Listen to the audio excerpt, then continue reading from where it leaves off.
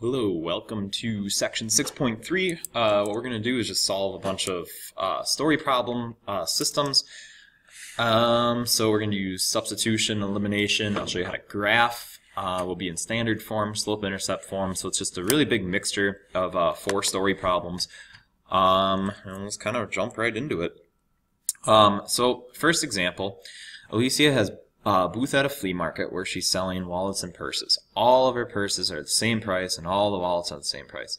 So the first hour of the day, she sells 10 purses and 6 wallets for a total of $193. The second hour, she does 8 purses and 10 wallets, and that was $183. So here's the question then, how much does she charge for each purse, each wallet? And again, it says how much. So when I define my variables here, I'm going to say that P is going to be the price per wallet,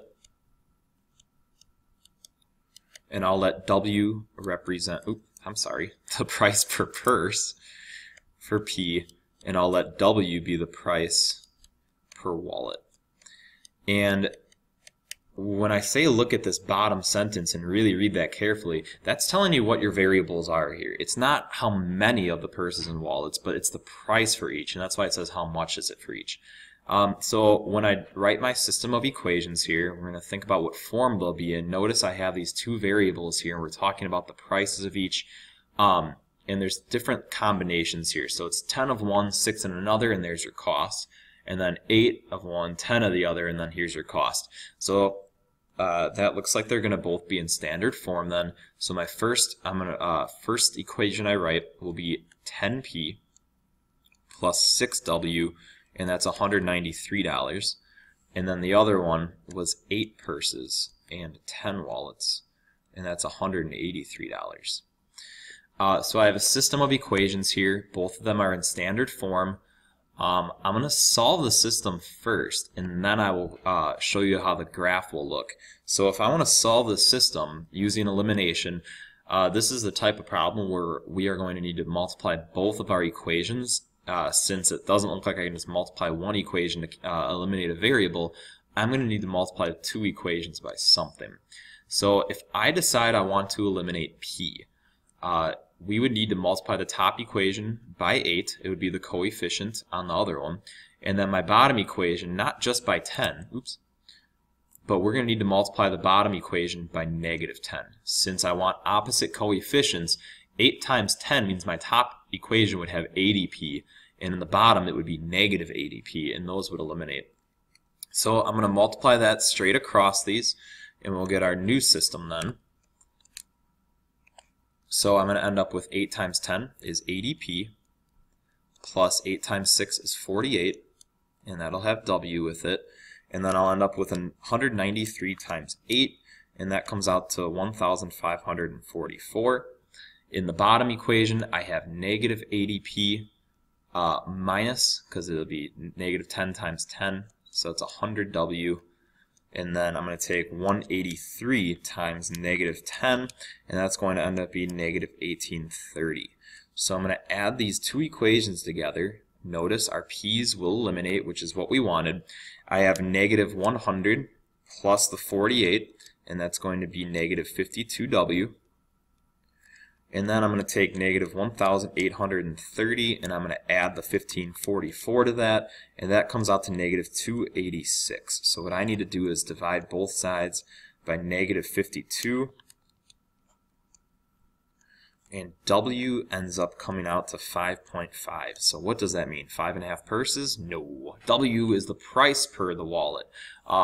So this is going to represent that each wallet is going to, or she's charging $5.50 for. So let's figure out how much she charges per purse. And I'm going to do that by substituting the 5.5 in for either of these equations in for W. So I'm going to use the top equation here. I'll switch the color. So I'm going to have 10p plus 6 times my 5.5, and I'm going to set that equal to 193. So 10p plus 6 times 5.5 is 33. Set that equal to 193. So I'm going to subtract 33 on both sides, and that ends up being 10p equals 160. So if I divide both sides by 10, I end up with P equals 16. So it's $16 for a purse and then $5.50 for a wallet. So again, I have a story problem. I want to give some context here. So at the very end of this problem, I'm going to say the cost per wallet is $5.50 and $16 per purse. So that's how we would solve it algebraically. So let me show you what the graph is going to look like then. And I'm going to graph this, since both of these equations are in standard form, I'm going to graph this using intercepts, which means I'm going to figure out where each of these lines crosses the x-axis and the y-axis, and then we'll be able to connect our points from the x and y-axis. We'll get two lines here, and I'll show you where they'll crisscross. So first thing I'm going to do is find what my intercepts are. So if I want to find, I'm going to take this top equation, and actually, you know, I'm going to eliminate some of this work down here.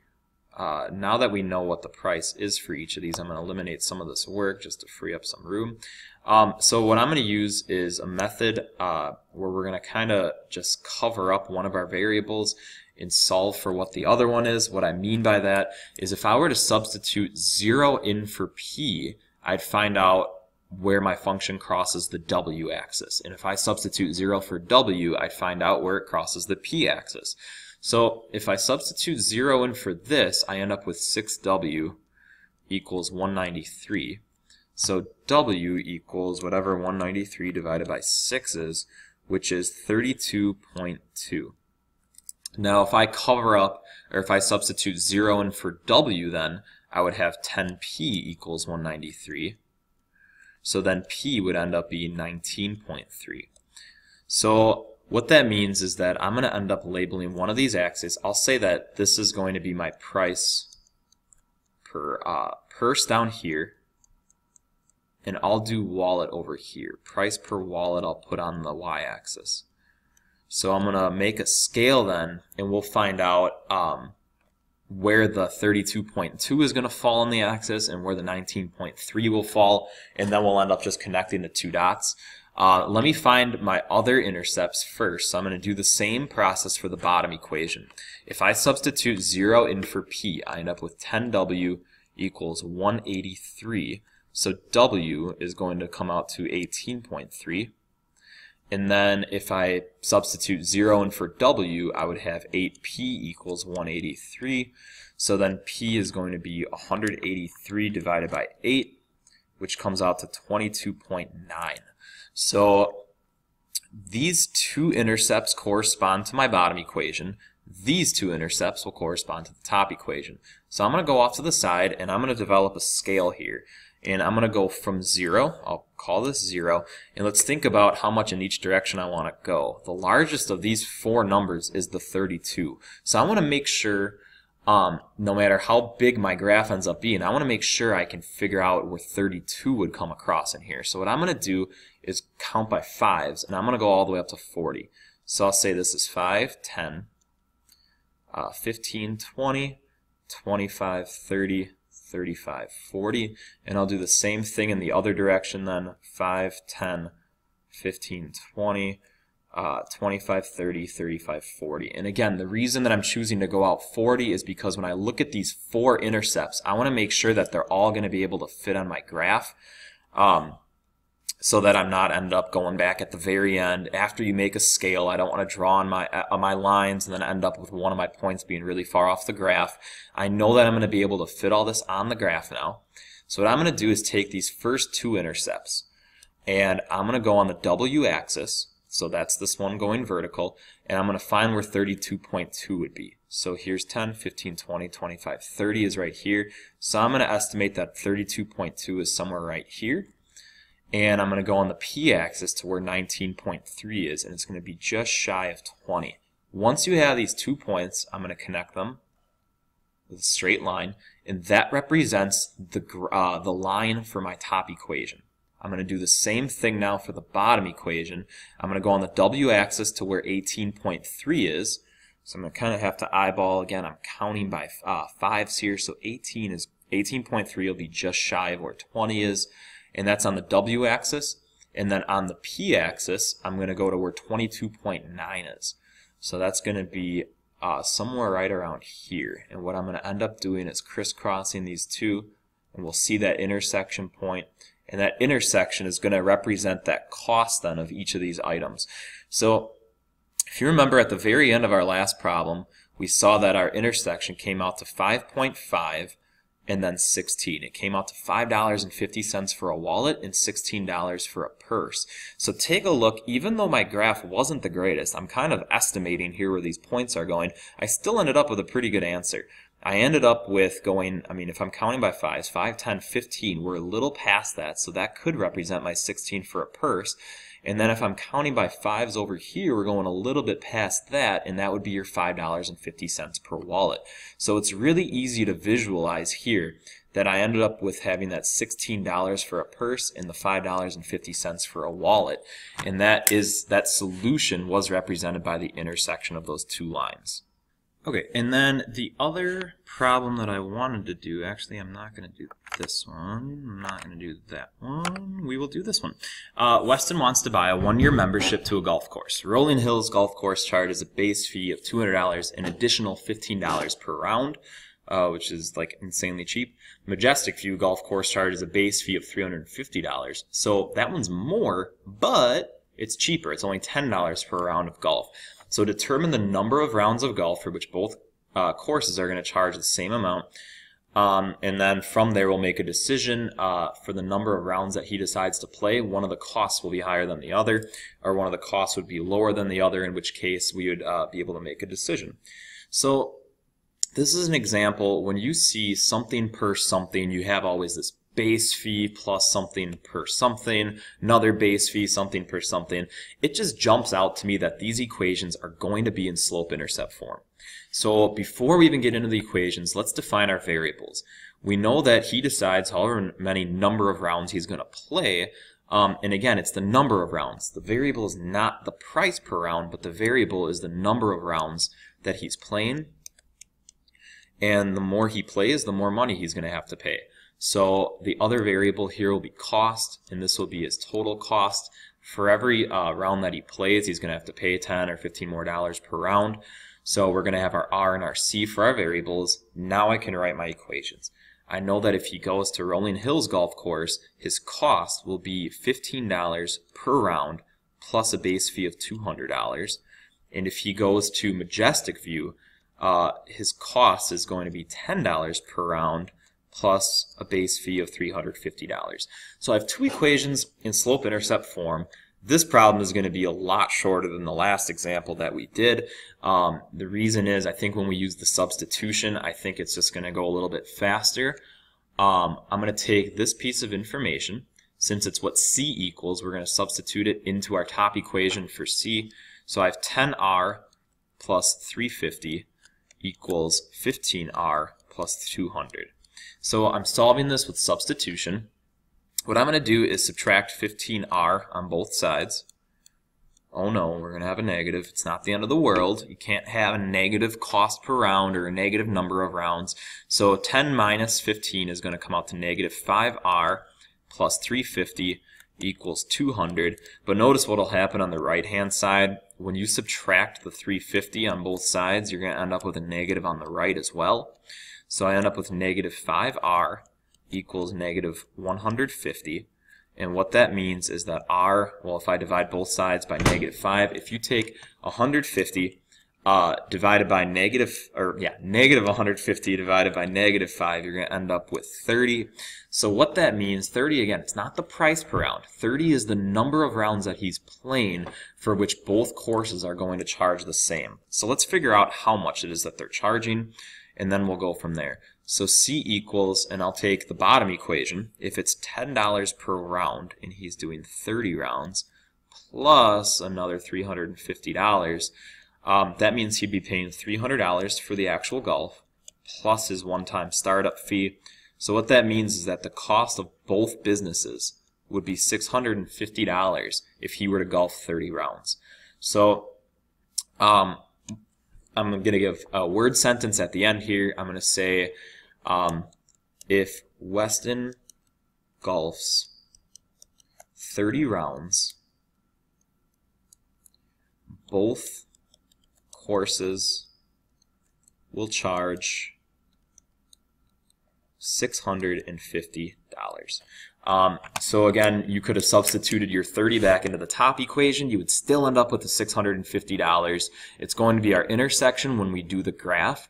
And then we'll decide though, which we could even decide that right now, if we know he's going to golf more than 30 rounds, anything past that 30 rounds is going to be cheap, or he's going to want to go for wherever it's cheaper for one round. So we want to decide after 30 rounds, if he plays more than 30, he's going to want to go to this Majestic view, and that's because they are cheaper. They're only $10 a round past that. Versus if, let's say he's golfing 20 rounds, well then he would want to take the top equation and go to Rolling Hills, because we know that before he reaches that 30 rounds, this top course is going to be cheaper because it has a lower startup fee. So we'll take a look at what the graph is going to be. Again, both these equations are in slope-intercept form. So what I'm going to do is start with the y-intercept of each of these. I'm going to come up with a scale, and then we also want to know across the x-axis what's a good number of rounds to put down here. So I'm going to put, this is going to be number of rounds, and this is going to be my cost. So I know that I'm gonna want to see where 650 is going to be. So what I'm going to do over here is count by hundreds going straight up this. So 100, 200, 300, 400, 500, 6, 7, and then 8. So I'll label this. And then I also know that for my number of rounds, I'm going to want to see where 30 is going to end up being, because I know that wherever 30 is and where 650 is, that's going to be my intersection point. So I'm going to count by 5s across the bottom. 5, 10, 15, 20, 25, 30 is here. And I can even go a little bit past that if we wanted to. So what I'm going to do is mark off where my intersection point is. I know that my solution is that at 30 rounds of golf, we would have $650. Actually, you know what? I'll show you graphing them in slope-intercept form. I'll show a different way. Here's what we'll do. Let's take this top equation and start with the y-intercept of 200. So I'm going to start there. He's paying the $200. Now let's suppose, I'm just going to pick a number. Let's suppose he golfs 20 rounds. Let me figure out where the point of 20 and then some corresponding cost would be, and I can plot that. So I'm going to do 15 times 20. And I'm going to add my 200. And I end up with, if he golfs 20 rounds at the first place, it's going to cost him $500. So I'm going to go where 20 is, I'm going to go where 500 is, and I'm going to put a point there. Once I have my 2 points, I can connect. So this line represents the equation for that wherever he is for the number of rounds of golf, it'll give you a corresponding cost. I'm going to do the same thing for the bottom equation. I'm going to start with the 350 because the 350 represented the initial cost. So that's going to be somewhere around here. And again, let's pick a value for a number of rounds. Let's say he golfs 20 rounds at this place. Where would that point be? So what I would want to do is 20 times the 10, and I would add the $350 to that, and that would give me a cost of $550. So that's going to be somewhere around here then. So what I'm going to do is go over to 20, and then I'm going to go to where 550 is, and then I'm going to connect those 2 points. So my solution hopefully will be more visible. Let's say it's right about there. And let me actually just adjust this last line. This is kind of ugly. That one's coming about there. So now we want to find where that intersection point is. It's not going to be perfect, but we'll at least get an idea. We know for a fact that our intersection point was at 30 rounds and it was $650. So if you take a look, it's not perfect, but the intersection is somewhere close to this 30, and then my cost would be somewhere close to the 650 mark. So even though it's not perfect, You can still use the graph to solve this system, but again, I would recommend doing the algebraic way first and then going to the graph. Notice that when I got these 2 purple points, I was just substituting a value in to see what a cost would be, but you could have even used the 30 and the 650 as a point, and you could have just connected that to both of your y-intercepts, and that would also work.